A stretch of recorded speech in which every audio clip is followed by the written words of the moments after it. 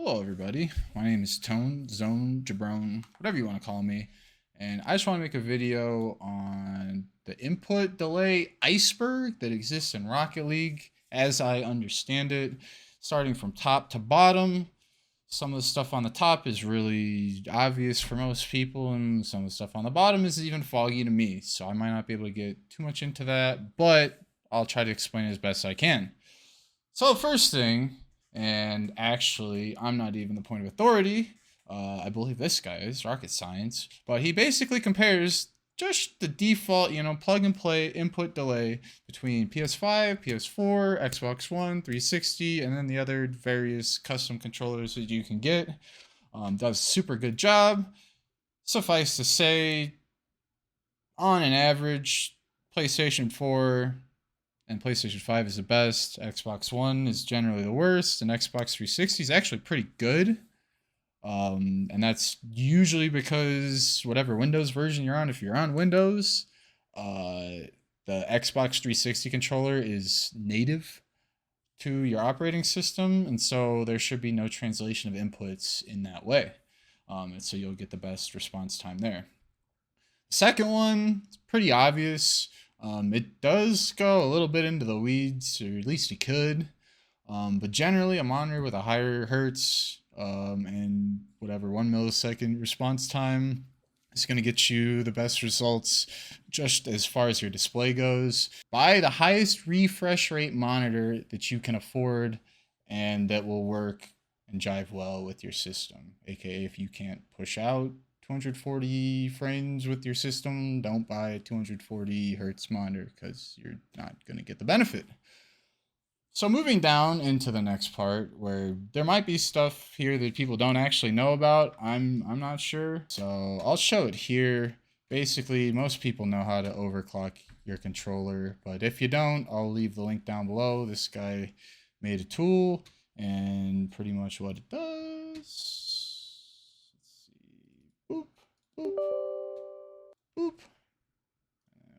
Filter on all. And so here's my controller right here. If you haven't done this before, you'll hit on whichever one is your controller. You'll hit install service, and you'll know because it'll be keyboard, audio, and a few other things. Like a lot of the attributes for this it'll have whatever. It'll have all the attributes. So you'll hit install service, and then you'll change the polling rate from 1,000 or from 250 to 1,000. And then you should be good to go there. Pretty basic stuff. Next thing, so Steam does have an option to do Steam input for PlayStation, Xbox, and then generic controllers.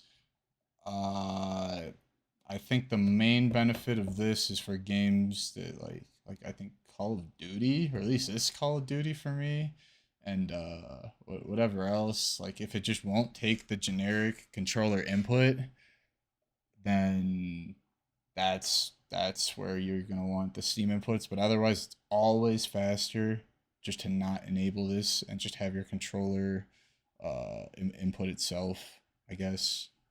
I don't know how to better explain it. There's just no translation of inputs, and that's what makes it fast. So going down the list, people used to tell me this stuff was placebo, but as things have gone on, I don't know. It makes a lot of sense to me. A lot of people use Bakkemod, which is all well and nice. It's useful for some things. However, I think when you start reskinning your car and doing stuff like that, it just takes up resource that could otherwise be dedicated to your game feeling good. I don't think there's much more explanation than that. I mean, we can get down into it sort of towards the bottom where it'll actually make more sense. So just stay tuned for that. I will explain it, and it will make sense. And so yeah, just don't use Bakkemod unless you need the training stuff, in which case use it for training, and then when you're ready to go play the game, reset your game, don't open Bakkemod,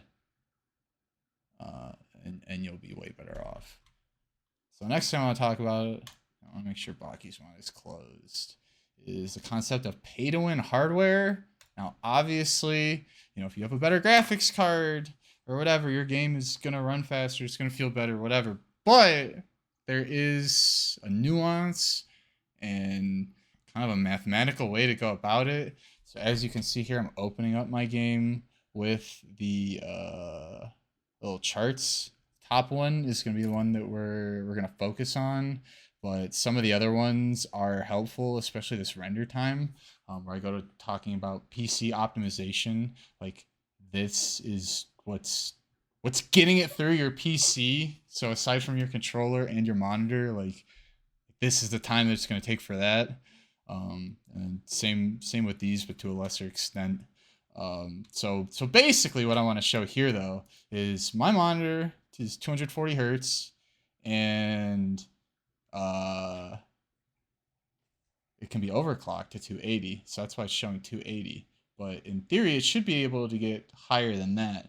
Although I am recording, and I think that's affecting it a little bit. But basically, the idea is run your monitor at whatever refresh rate your PC can keep up with. So if your PC can do 144, run your monitor at 144. Now, if you only have a 144 hertz monitor and your PC can do 288, then you're good to run everything at 288, because what's happening with your system is that 2 frames, when you're getting 288 and your monitor is 144, 2 frames are getting pushed out by the graphics card, and your monitor is always going to take the first one. And so if it's 2 to 1, then every single time you're going to get the faster frame. But let's say your monitor is 240 and you're only getting 360. Well, now that ratio is a 1.5. So about half the time you're getting the newest frame, about half the time you're getting the older frame. And when that happens, your game kind of feels like crap. And that's why. So if you're on a 240 monitor, you're going to want 480 up in here. And you can check what it would actually be by, I'll show you in the next section of the iceberg. But basically, you can uncap your frames, and then it'll let your thing run wild. Right now, I have my thing capped at 280, so that's all I'm ever gonna get. Frames per second, 280 custom. And you can change this also in another setting that I'm about to show you. Generally, you're not gonna want these drops, but it's dropping because I'm recording and I have like 50 things open right now, so not optimal, but that's why it looks like that if you're curious. So now that we're outside of Rocket League again, I'll pull back up our good old Iceberg. So as we get a little bit lower, now we're through the pay-to-win hardware section. The concept of fast presets, it gets brought up a lot, and although I would say that definitively it's more of a placebo and a preference thing, I think there is a little bit of it that does affect how your game runs. And that's just like when you get into some of the really wild stuff, wild boosts, wild wheels, and anything that you would look at it and be like, wow, I bet my whatever thing's got to work a little bit harder to render that. Yeah, it probably is. So I would say a lot of the non-moving static decals and stuff like that, it's not going to give you a lot of benefit. And if you got a really good system, it's like that's like the least of your concerns. Kind of the same with Bakkemod. Like, a lot of people just don't notice it because stuff has gotten better. But in the same way, fast presets, you know, slight help, but nothing to really worry about. But I do think it is legitimate that, you know, Stocktane with regular OEMs or black wheels or just something that doesn't, you know, it doesn't look too outlandish. I think that's going to be to your ultimate benefit. But, you know, make of it what you like. Let's go on to the next thing. These are kind of grouped together, although I would say maybe the default system settings could be up in this one. I have really never heard anybody talk about the default input, so stay tuned for that. But we'll go through the settings first. So for Steam users, it's going to be in program files x86. For Epic users, I believe it's documents, and then my games, and then Rocket League, and it'll be the same thing. So in program files, we'll go Steam apps, common, Rocket League, TA game, config, and these are the files that you're going to want to focus on. First one will go into system settings. You notice I've already set it to read only, which you're going to want to do once you're done playing with the settings, because if you don't, it'll revert them back to what Rocket League says you should have them as, which is interesting because most of these settings aren't actually editable in the game. They're only editable here. So let's see. I believe I've changed all of these, but I can tell you exactly what you're going to want to change. So before we get into any of this, just going back to the pay to win hardware aspect. So this is the part where you're going to be able to check that whether you're capable of at least doubling, or some people, you know, if you bought the 4090 Ti, if that's out, or 50, whatever, if that ever comes out, you might be able to triple or even quadruple your monitor's refresh rate. And so the way to check that, you're going to go in here, change this to true, and then custom FPS, you can just change it to 0, and then save that. And then, so you just, you know, change that to true, go back in, save, and then you go in the folder, config, and then you just come over here and change it to read only and apply. But I want to go over a few more things in here and some of the other things I change. Basically, anything that has to do with motion blur, bloom, light, anything like that, I'm going to turn off because I don't think you need it. You know, so it's like if you've ever seen like a Counter-Strike, like over edit. It's like, do you need your game to look like that to perform better? No. Like most people want as blocky and as generally crappy looking of a game as possible for the best performance. So with that, motion blur, false. Motion blur pause, false. Loud radio blur, false.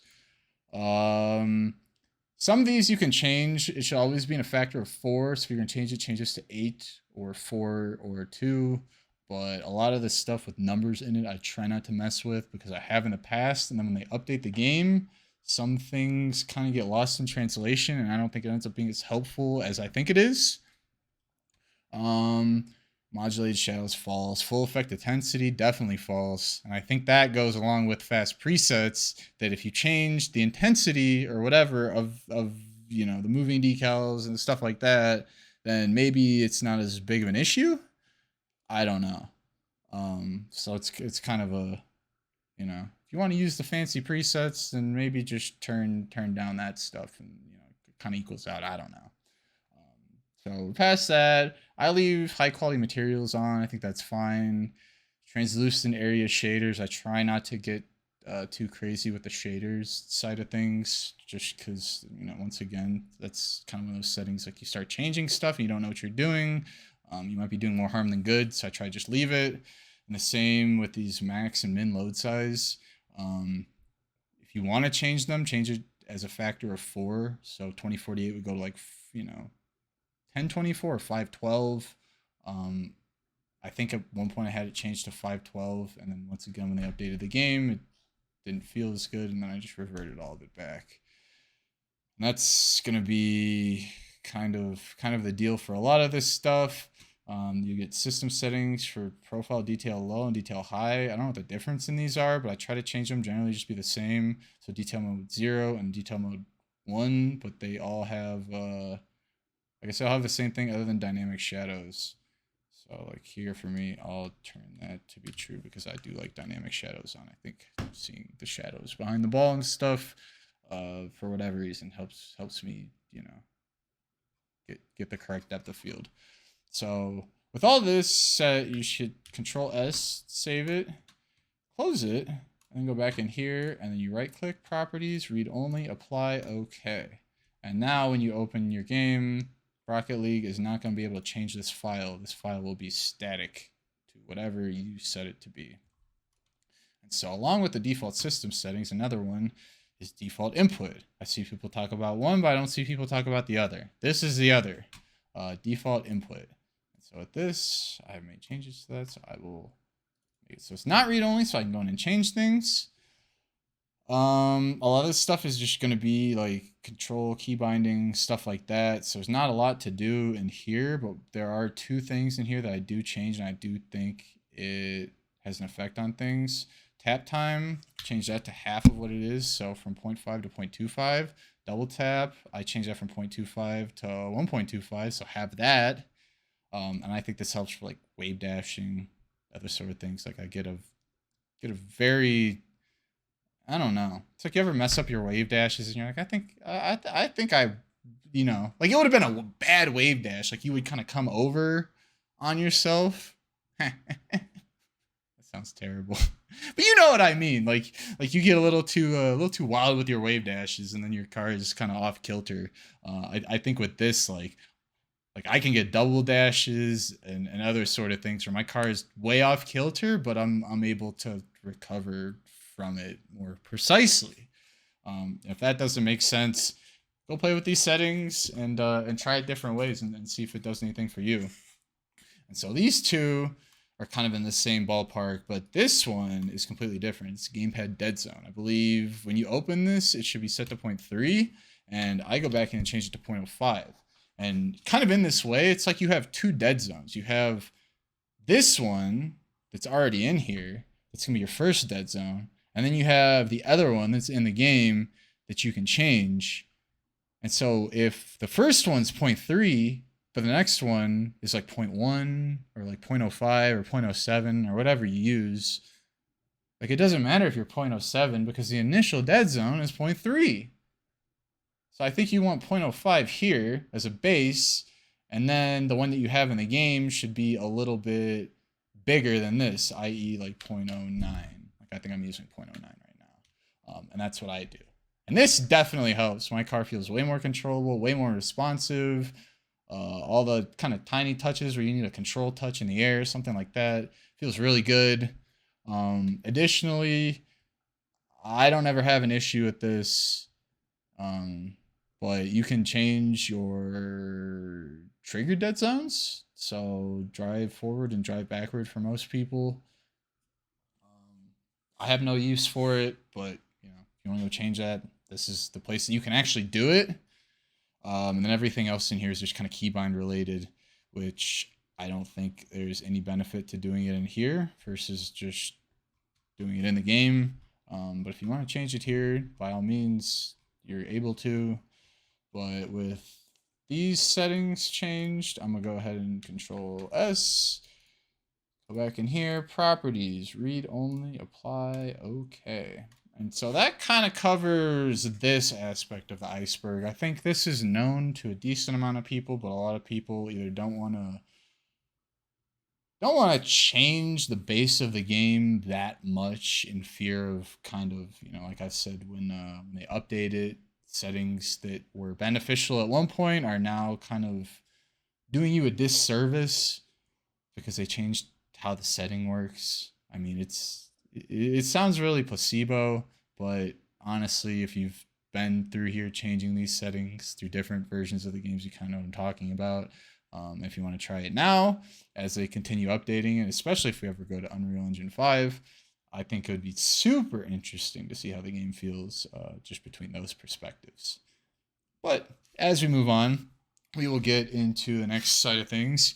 And that is just generally, like, I don't know if anybody's noticed it. Like, you know, you boot up the game, whatever, you're playing, having a good time, game feels good. And then, oh, like, geez, like, I don't like that song on Spotify, or I'm tired of this playlist, or my YouTube video that I'm watching is over. And we'll get into videos and stuff in the next section. But, you know, basically, you alt-tab out of the game, and you do whatever you need to do, and then you tab back in. Yeah, every time you tab, it, for some reason, either gives you more lost inputs, or just makes your game slower. I'm leaning more towards more lost inputs. Although when you're overclocked with your controller and a lot of other stuff, it is really hard to tell when you're losing like 3 out of 10,000 inputs. You know, stuff like that. Like it really gets into the weeds, but I do believe it affects it. And I guess what I'm trying to say in this section is like alt tabbing a couple times, whatever, you probably won't notice it. But if you had the game open a while and you alt tab like 50 times, then it's like, okay, like this feels noticeably different. Like what the heck? And so for the moment, I'm gonna skip multiple monitors because I think I'm just gonna cover these all in one. And I'm gonna just go deeper into Bluetooth interference. So if you're a Bluetooth gamer like me, I love using Bluetooth over wired. I don't like having the cable. I don't like being connected. It's just, you know, I've had cables that kind of poop out on me, and then they're useless and they disconnect your controller, and it always happens mid-rank game, and it always happens when you're about to do something important on the pitch. So yeah, in that way, I honestly put my phone to the left and my mouse to the left when I'm playing, because my controller is in the center and my PC is on the right, and I want basically no other Bluetooth devices in the same path. I know at least with like Wi-Fi stuff, there are different bands, frequencies, something of that sort. I'm not sure if Bluetooth is the same way, because if there is, I know on Wi-Fi there's like 15, 13, 11 different frequencies you can be on, and you can kind of avoid this whole interference thing by setting the device that you need to be completely clear, just on a completely different band. I don't know if that's possible for Bluetooth, but I know that's possible for Wi-Fi. And if you ever lived in a really big apartment complex with lots of Wi-Fis, you might have tried to do this and may have successfully done this already, because it's super helpful. But yeah, definitely the Bluetooth interference thing, and that's why it's kind of down further, is because like I don't know exactly how much it helps or hurts, but it's just another piece to the puzzle, and I do it because I care. Yeah. So anyway, we're gonna cover multiple monitors and GIFs, video, and streaming all at once. So first thing, I'll say I have. Well, let me pull it up so you can see. So, I used to play on the Odyssey G9 at one point, and that really like solidified in my head the way some of these, input delay factors work, because my PC was essentially powering two 1440p monitors at the same time at 240 hertz. So it is maxed out. Like when I would try to stream, it would just be bad. My stream lagged and it was choppy on my end. Like I could barely play the game. It was real hectic. But I guess abstracting away a little bit, I don't know if anybody does it, but you shouldn't. So if you have display settings and see, I have two monitors. So my first monitor, 2560 1440, wonderful. Go advanced, and it's set to 270 hertz, which is great. And then the second one, I have a monitor. It is capable of 144, and it's 1440p, but I'm never gonna set it to 144 hertz, because you don't need that level of refresh rate, and that's taking resource away from your main monitor. And kind of in the same way, I should do it. I haven't yet, but downscaling it from 1440 maybe to 1080 would probably get me back a couple more frames and make my game feel less crappy in that way. But on top of that, for anybody that may be a streamer or any sort of thing like that, so I use OBS, and a lot of time I'll use like the docs that are included, so like the chat doc, and it'll basically pull up my chat. There's nothing in my chat, so I'm just recording a video. I'm not streaming, but people can chat, say stuff. People can use GIFs if there's like Franker Faces 7TV, any of those emotes, the emotes that move. The emotes that move, yup, makes your game lag. Makes your game lag, especially when it's up on the other monitor. Same thing if you're watching a YouTube video on the other monitor.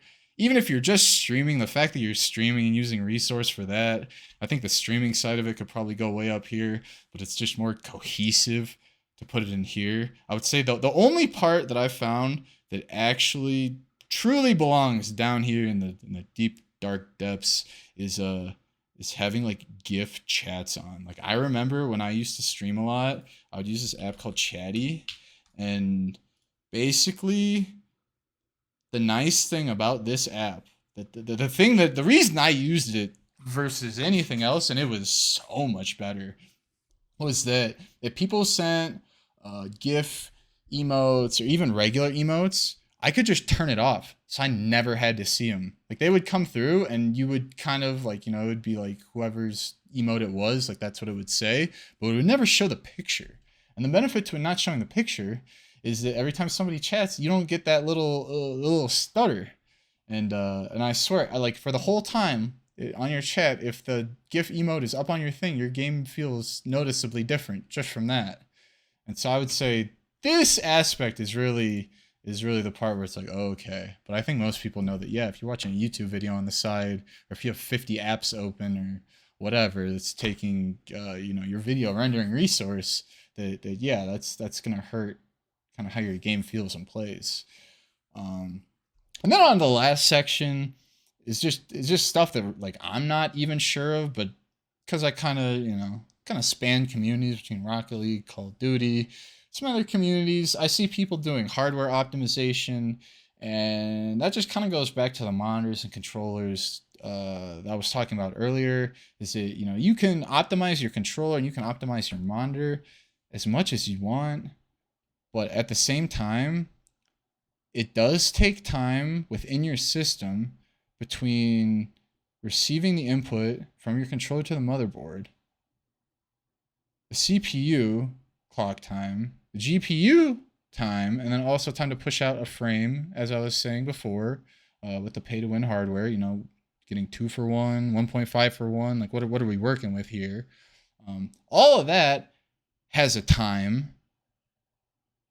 And so if you can optimize your actual system to go from like 7 milliseconds from input to pushing out a frame to like 4 or 3, like you've done a lot of the hard work already. Once you've overclocked your controller, you're in the faster controller type, and you've done all the things that'll take you down from like 20 milliseconds to 10. The best way to chip away at it after that is actually through hardware optimization. I think you're going to see the biggest result with that. Other than that, the only thing I can say is just, if you really want to push everything to be the best it can be, run one monitor, 1080p, the best hertz that you can get, and then have a PC setup that can quadruple that. I mean, I remember back when I streamed, I used to have a friend, he had like I think he had a 3090, but he had one of the better 3090s than I do. I have the Asus Tough gaming one. He had one of the slightly better ones, but he played on a 1080 setup, and he was able to get about 800 to 1000 FPS with a 240 hertz monitor. So he was getting 4x, and he told me that yeah, his game felt buttery smooth, and he was a mechanical mastermind. So go figure. But otherwise, that's kind of all I got for this video. If there's anything I missed or anything I think would be valuable to add, or if anybody has any explanation to kind of put some really science to kind of the ideas that I'm throwing out there, I'd be super interested to hear that. But as it stands, this is kind of my input delay iceberg. I hope it's been informative for you, because it's taken me years to figure out whether I'm crazy or not, and then actually be able to put this into a video and kind of explain it to you in a way that hopefully doesn't make me sound insane. But if it does, I don't really care, because I believe it. It's like religion. I believe it. So yeah.